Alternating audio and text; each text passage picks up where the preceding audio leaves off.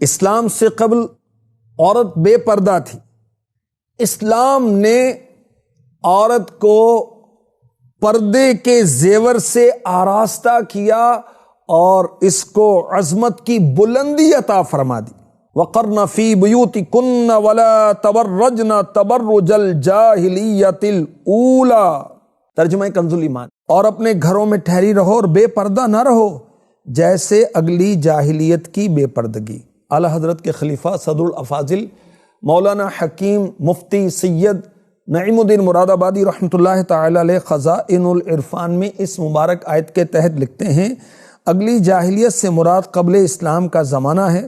اس زمانے میں عورتیں اطراتی نکلتی تھیں، اپنی زینت و محاسن، بناؤ سنگھار، جسم کی خوبیاں مثلاً سینے کے ابھار وغیرہ کا اظہار کرتی تھیں کہ غیر مرد دیکھیں.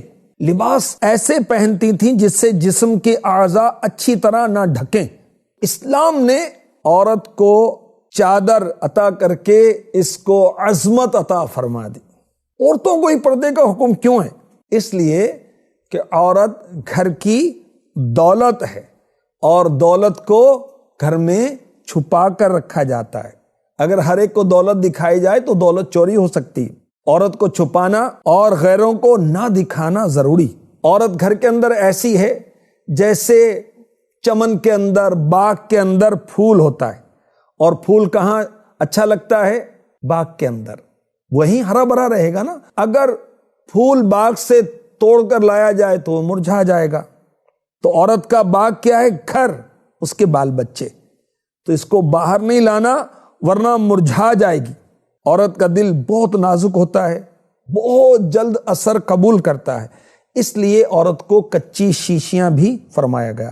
ہمارے ہاں عورت کو صنف نازک کہتے ہیں. نازک چیزوں کو پتھروں سے دور رکھا جاتا ہے کہ نازک چیز کو پتھر لگے تو نازک چیز وہ ٹوٹ جائے گی. تو غیروں کی نگاہیں کیا ہیں؟ پتھر. اس لیے عورت کو پردہ ضروری ہے، غیروں سے بچانا ضروری ہے. عورت اپنے شوہر کی عزت، عورت اپنے باپ کی عزت، عورت اپنے بھائیوں کی عزت، عورت اپنے دادا کی عزت اور آبرو ہے. اس کی مثال کیسی ہے؟ جیسے سفید کپڑا، وائٹ کلاتھ، معمولی سا دھبا لگے تو چمکتا ہے، تو غیروں کی نگاہ کیا ہے؟ بدنما داغ.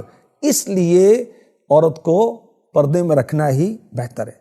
عورت کی تعریف کیا ہے؟